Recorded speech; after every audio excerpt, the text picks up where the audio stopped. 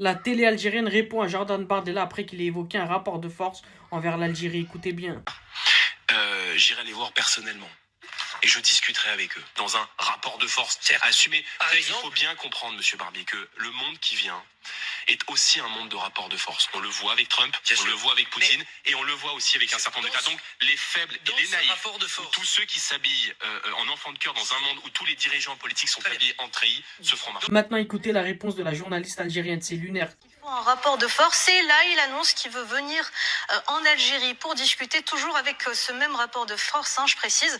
Alors Monsieur Bardella, permettez-moi de vous poser une petite question. Où est-ce que vous trouvez toute cette énergie? Franchement, au moment où vous parlez d'instaurer un rapport de force, je tiens à vous rappeler que l'Algérie a résisté à 132 années de colonisation. Vous croyez vraiment donc que vos propos vont impressionner qui que ce soit? Surtout que si on creuse un tout petit peu dans votre généalogie, on voit que votre arrière-grand-père était algérien, un lien qui a été évoqué sur France Info il y a quelques semaines. On regarde.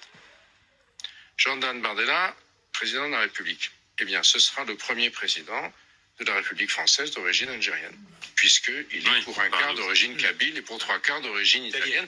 Donc finalement, il est, à son corps défendant, peut-être l'expression de l'intégration la plus absolue des musulmans et des ritals, si je puis me permettre, des Italiens, dans la société française.